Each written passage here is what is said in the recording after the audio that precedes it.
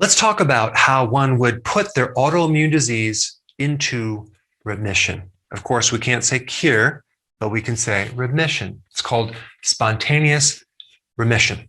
I've done a lot of videos on autoimmune diseases, but I recently found some fascinating new information I want to share with you, because if you have an autoimmune disease and you want to put it in remission, you need all the data. You need to know this one very important fact.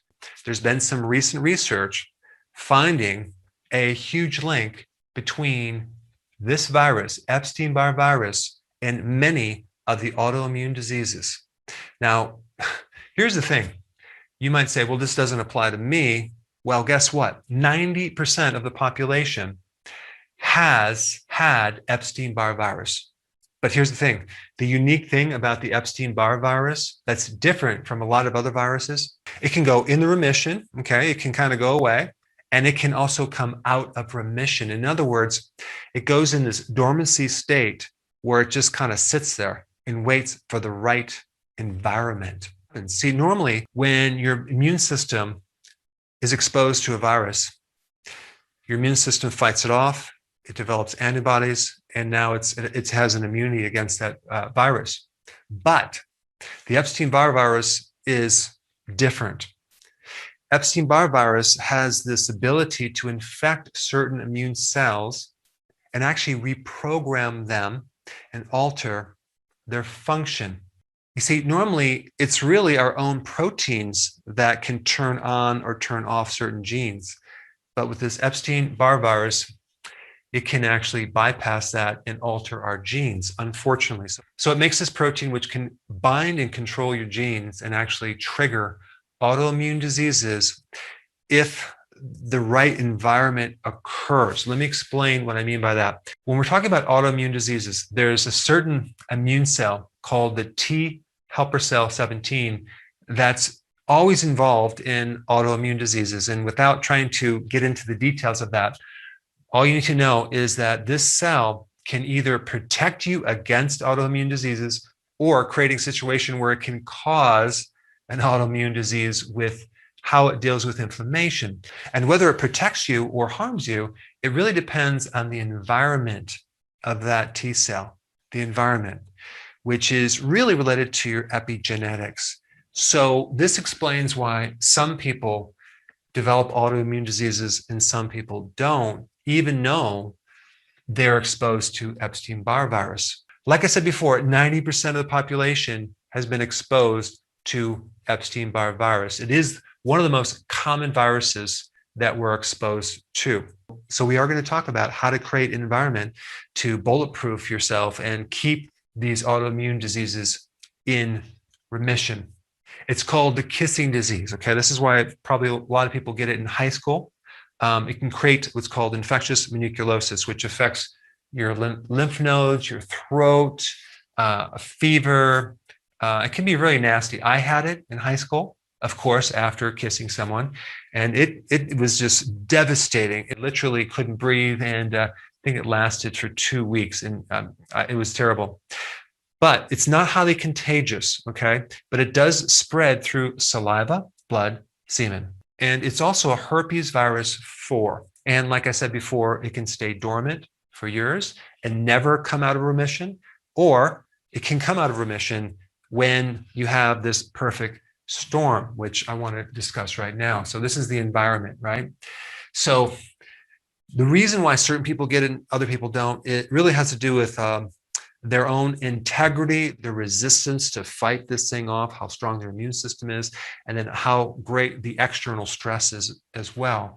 So stress has a lot to do with the triggering effect because the high level of cortisol can paralyze the immune system. One of the biggest stresses out of all the stresses is bereavement, which is a loss, and you're grieving after a major loss. So the greater the loss, the more the stress, the more it can trigger an autoimmune disease. And I've talked about this in other videos. In fact, it's like 1-for-1. My patients, they develop an autoimmune disease after a stress event. So we have stress. We also have another interesting thing that can happen, gut radiation. So let's say you had radiation of your abdomen or a CAT scan, that can alter your microbiome and create dysbiosis and set you up for an autoimmune disease. Let's say, for example, you had an antibiotic. It can create dysbiosis, and that can also be a trigger. Or let's say you consume a lot of foods with glyphosate, like in GMO foods. That can alter your gut microbiome and then set you up for having this autoimmune disease, especially if you had Epstein-Barr virus in the past. And also nutritional factors. Let's say you're low in vitamin D or zinc, and then you go through a stress event, right? You're going to be very vulnerable to developing one of these conditions. There's also certain drugs. There's also steroids. There's even the stress of pregnancy that can set you up for an autoimmune disease. What's interesting and unique about a pregnancy is that there are certain autoimmune diseases that go in remission once you're pregnant. And then when you're done being pregnant, then they can come out. But there are certain autoimmune diseases that can be triggered by pregnancy as well. Now, there also are other triggers that I can't really mention in this video, but I have mentioned them, indirectly in other videos, which I'll put a link down below, that can set you up for this perfect storm to develop an autoimmune disease.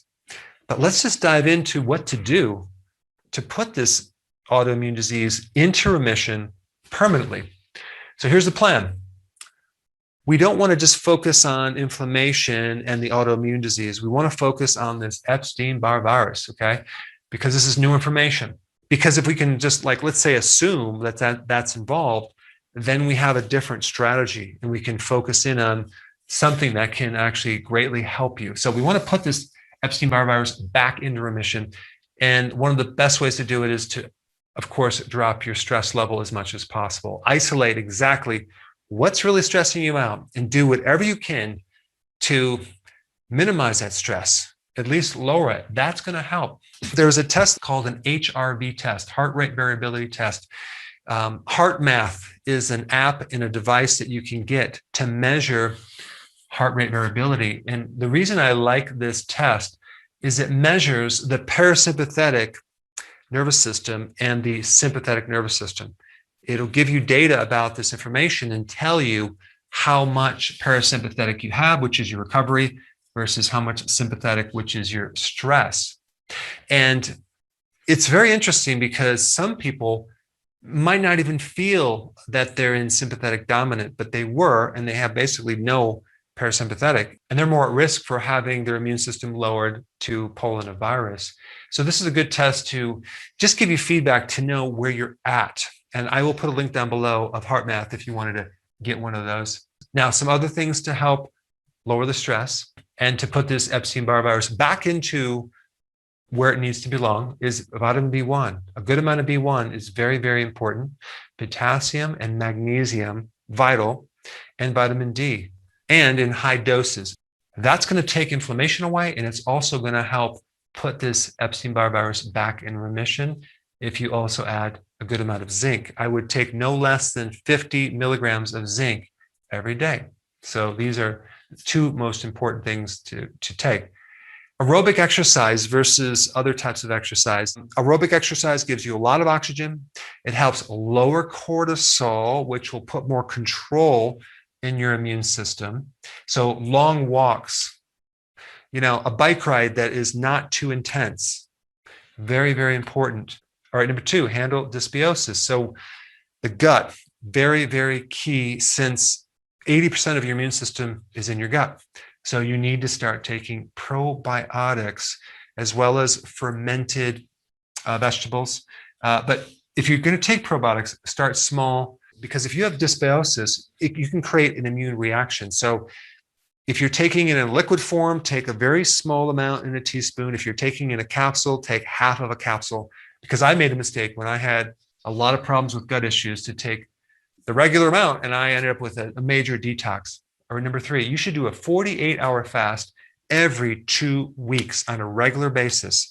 If you did that for 2 to 3 months, that alone will help not just to lower inflammation, which is going to do, but also to strengthen greatly your immune system, which is exactly what we need to do to put this thing back in remission. It can only really come out if there's a weakness. All right, number 4, decrease inflammation through fasting, vitamin D, as well as omega-3 fatty acids, and also getting off carbs. So do the ketogenic diet. Ketones are natural anti-inflammatory compounds. And lastly, number 5, for those of you that have stuck around this long, which you're smart because this one's a very important one, PMGs. Now, what is a PMG? Protomorphogen. What's a protomorphogen? Well, there's a company, I'm not affiliated with them anymore, but Standard Process is a nutritional company that sells, it's called PMGs. And they have different nutritional products that have glandular extracts, like overtrophin PMG. They have them for the thyroid, they have them for the lung tissue, they have them for the liver tissue. So they have PMG products for pretty much every tissue that's in your body. And what's interesting about these PMG is that it's a dehydrated DNA of an animal. And even though it's from a different species, you can still use this as a strategy, okay? And this is how it would work. Let's say you had, for example, Hashimoto's. That's of your thyroid gland. You have antibodies that are attacking your own thyroid gland. Okay, you would take their product for the thyroid because it has the PMGs in it, and you would take one before bed. And what's going to happen when you take it before bed, it's going to go into the stomach, and the antibodies are going to attack that decoy and leave your thyroid alone, okay? And then the next night you would do it again. Next night you would do it again, and you do that for about 3 months. So whatever type of autoimmune disease you have, whether MS, which is in the brain, which is neurotrophin PMG, or you have type 1 diabetes, which is antibodies against your own pancreas. In that case, you would take pancreatrophin PMG. So this is the little X factor, the additional strategy that you could also try. And you'll have to do your own research to find out where you can buy these PMGs.